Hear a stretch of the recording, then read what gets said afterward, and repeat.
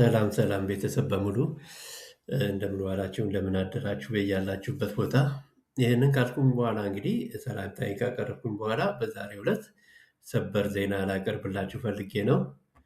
ይህም ሰበር ዜና ጊዘን የምትባለው ከተማ እነኚህ የሱዳን አማጺዎች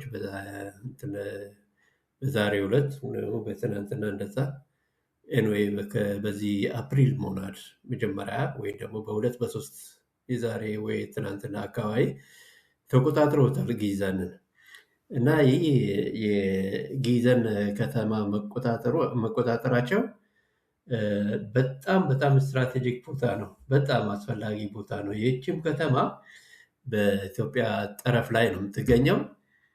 ጊዘን የሚባለው እንግዲህ በሁለት ይከፈላል። አንደኛው ጊዘን ኢትዮጵያ ሲሆን ሁለተኛው ደግሞ ጊዘን ሱዳን ነው የሚባለው እና ሁለቱም ከተማዎች የተያያዙ ናቸው። የተያያዙ ቢሆንም እንደ ኩርሙክ በመስመር ላይ ያለ የሚከፋፈል ሳይሆን አትሊስት በተወሰነ ሜትር ርቀት ይለያያሉ። የጊዘን ኢትዮጵያ ከጠረፉ ኦልሞስት ምናልባት 100 ሜትር ወይ 200 ሜትር እንደዛ ርቀት አለው። የእነኛም እንደዛ የተወሰነ 500 ሜትር ርቀት አለው። እንደ ኩርሙኩ መስመር ላይ የሚከፋፈል አለም። የኩርሙኩ ልክ መስመሩ ላይ ነው የሚከፋፈለው፣ መለየት አይቻልም። የጊዘኑ ግን ትንሽ በመሃላቸው የተወሰነ ሜትር ልዩነት አላቸው እና በዛሬው ዕለት እንግዲህ ያንን ነው የተቆጣጠሩት።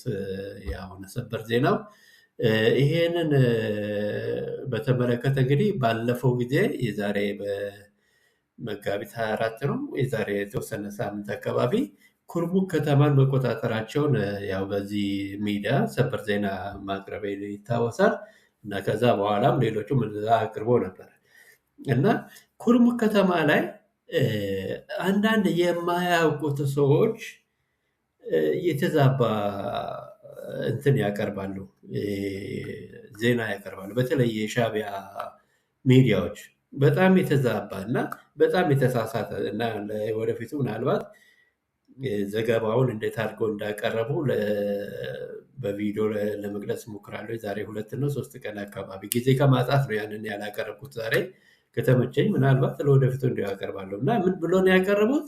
የኢትዮጵያ ወታደር ኩርሙክ ገብተው የሱዳንን ወታደር አስወጡ ብሎ የኢትዮጵያ ወታደሮችን የሚያሳይ ኩርሙክ ላይ የሚያሳይ ፒክቸሮችን እንትን ሲያሳዩ ነበር እና የሚያስቃቸው ነገር ኩርሙክ ምን እንደሆነ ካለማወቃቸው ነው። የሚያሳዩት ምንድነው? ኩርሙክ መስመር ላይ ነው ያለችው።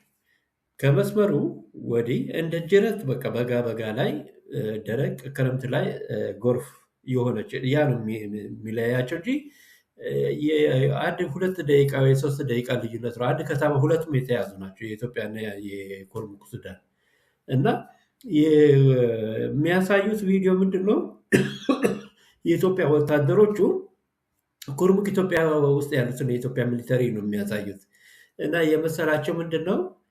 ያ የኢትዮጵያ ወታደር ኩርሙክ ኢትዮጵያ ብሎ ስለምናገር ዜናውን ቪዲዮ ምናምን ሲያቀርቡ በአረብኛ አረሳስመውን ያንን በሚያቀርቡበት ሰዓት ያውላቸው ኩርሙክን የወረረው የኢትዮጵያ ወታደር ነው፣ ይሄ ማስረጃ ነው እያሉ ያቀርባሉ። ነገር ግን ያ ኩርሙክ የኢትዮጵያ ወታደር የሚያሳየው ኩርሙክ የኢትዮጵያ ኩርሙክ ነው።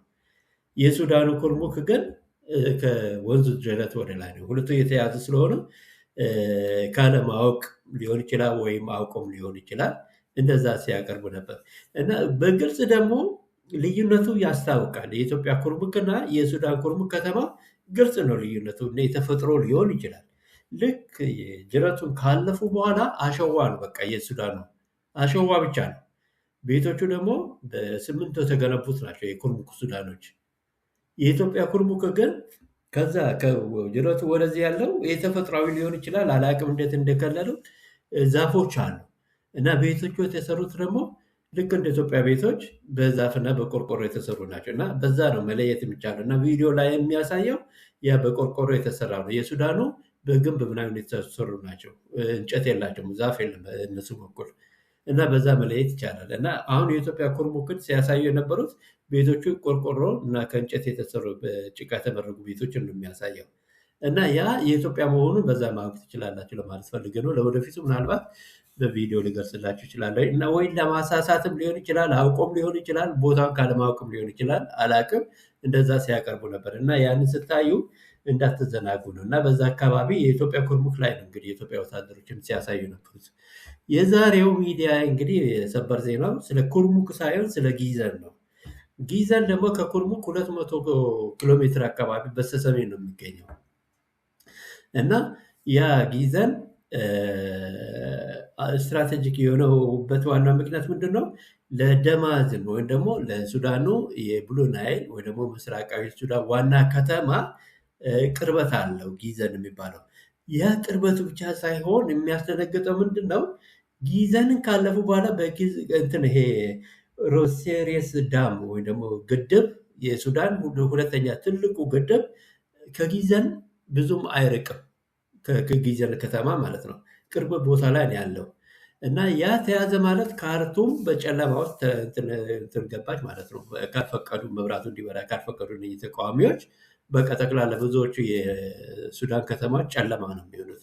ስለዚህ ያ ጊዘን መያዛቸው በጣም ስትራቴጂክ ቦታ ነው እና አሁን በጣም የእነሱ ስጋት ያ ነው። የሱዳን ወታደር ወደኋላም እያፈገፈገ የኢትዮጵያን መንግስት ነው የሚከሰው እና ያንን ነው የያዙት ከተማ ማለት ነው። ሌላው ደግሞ ጊዘን ከግድቡ ኦልሞስት በቅርብ ርቀት ወይ ደግሞ በተወሰነ ኪሎ ሜትር ወይ 100 ኪሎ ሜትር ሊሆን ይችላል። ፒክቸሮቹ ወይ ደግሞ ካርታ ላይ ማየት ትችላላችሁ። ብዙም አይርቅም እና ይህን ይመስላል ማለት ነው። አሁን ወደኋላ እያፈገፈገ ነው የሱዳን ወታደር። አሁን ደማዝን ላይ ኃይላቸውን ቢያጠናክሩም እነኚህ አማጺዎች ደማዝን ከተማንም እየተቃረቡ ነው ያሉት። በቃ ከበባ ላይ ነው ያሉት። እንግዲህ እስከ 1 ወር ድረስ ወይ የተወሰነ ሳምንት ያንን ከተቆጣጠሩ ወደ ካርቱም ለመሄድ ብዙም አያስቸግራቸው ማለት ነው። ለኢትዮጵያ የሚጠቅመው ምንድን ነው? ከጠረፉ አካባቢ ወደኋላ ማፈግፈጋቸው ወደኋላ መሄዳቸው መራቃቸው ለእኛ ጥሩ ነው። ምክንያቱም በዛ በኩል አማጽያን የኢትዮጵያ አማጽያን ወደ ኢትዮጵያ የሚገቡበት እድል የላቸው ማለት ነው እና ይሄ ጊዘን እና ኩርሙክ ሁለቱም የሚገኙት የኢትዮጵያ ኩርሙክ እና የኢትዮጵያ ጊዘን የሚገኙት በቤኒሻንጉል ጉሙዝ ውስጥ ነው። በስተጀርባ በኩል ደግሞ ያው የሱዳን ጊዘን እና የሱዳን ኩርሙክ ነው እና በአሁኑ ሰበር ዜና የሆነው እንግዲህ የጊዘን ከተማ መቆጣጠራቸው ነው። የኩርሙክ ከተማ ነው 2-3 ሳምንት አካባቢ ነው የተቆጣጠሩት እና ወደፊት እየገሰገሱ ነው ማለት ነው እና ይህንን ይመስላል እንግዲህ እስካሁን ድረስ እንግዲህ ሱዳን የምትከሰው ያው በድሮን ከአሶሳ ተነስቶ እኛን እየደበደበ ነው። የአማጽያንን ደግሞ በኢትዮጵያ ክልል ውስጥ ፈቅዳ እያስጠቃችኝ ነው ምናምን የሚል ክስ ነው የሚያቀርቡት እና በዚህ አሁን ጊዘን አካባቢ በተደረገው ውጊያ እንግዲህ ወደ 10,000 የሚጠጉት ሱዳናውያን ወደ ሩሴርስ ዳም ወደኋላ እየተሰደዱ ነው። ግማሾቹ ደማዝና ግማሾቹ ደግሞ ወደ ኢትዮጵያ የገቡ ነው ማለት ነው። ወደ ኢትዮጵያ በተለይ የሰፈሩበት አካባቢ አሶሳ አጠገብ የሚገኘው ኡራ አካባቢ ነው። ኡራ ማለት እንግዲህ ስደተኞች ካምፕ ነው። የዛሬ ሳምንት ነው እንደዛ 2 ሳምንት ነው። የዛሬ ሳምንት አካባቢ የአሜሪካው አምባሳደር ቦታን ጎብኝቶ ነበር አሶሳ መጥተው እና በዛ አካባቢ ያለውን ማዕድንን ሪሶርሱን ምናምን ሁሉ አድንቋል። የአሜሪካ ምናምን በዚህ ኢንቨስት ቢያደርጉ ምናምን እያለ አካባቢውን ሲያደንቅ ነበር የኢኮኖሚውን ሁኔታ። ለማንኛውም እንግዲህ ስደተኞች ወደዛ አካባቢ እየተሰፈሩ ነው ማለት ነው። የዛሬ ሰበር ዜና እንግዲህ ያው የጊዘን ከተማን ተቆጣጥሯል እነኛ አማጽያን። ይህን ነው ለማለት የፈለግኩት። ስላዳመጣችሁኝ አመሰግናለሁኝ። ሌሎቹ እንግዲህ ከዚህ ቀጥሎ ደግሞ አይሆፕ ይሄንን ጠለቀት ዘርዘር ባለ ሁኔታ እነሱም ከምንጮቻቸው በሚያገኙት እንትን ሊያቀርብ ይችላሉ ብዬ ተስፋ አደርጋለኝ። በዚህ ይሰራበታለኝ። እንግዲህ አንድ ደግሞ ይሄ ባለፈው ጊዜ አንድ የሆነ ቪዲዮ ለቄ ነበር። ብዙ አላያችሁም ምናልባትም ይመስለኛል። ዩቱብ እንግዲህ ተደራሽ ካለማድረጉ ሊሆን ይችላል። እናንተ ላይክ፣ ሼር እና ሰብስክራይብ ካላደረጋችሁ ዩቱብ ተደራሽ አያደርግም። ስለዚህ የእናንተን ትብብር ይጠይቃል ማለት ነው። በተለይ ጥሩ ጠቃሚ እንትን የሆነ ነበር ነው ያቀረብኩት። ስለ ሻዕቢያዎቹ በኢትዮጵያ ላይ የምሳልቁት እስከ ዛሬ ድረስ የተወሰኑ 14 ፖይንቶች አሉ። ብዙ ጊዜ ደጋግሞ የሚናገሩት አሰልቺ የሆነ ስላቅ ማለት ነው። እና እኛ ምን እንደሆነ ዝርዝሩን አቅርቤላቸው ነበር። ብዙ ያያችሁም አይመስለኝም። ያንንም ብታዩት ጥሩ ነው። ምን ለማወቅ ይረዳል እና ይህን ለማለት ፈልጋለሁ። ይህንም ቪዲዮ ተደራሽ እንዲሆን ላይክ፣ ሼር እና ሰብስክራይብ እንድታደርጉ አደራ ላለኝ። ስላዳመጣችሁኝ ታንኪ ቨሪ ማች።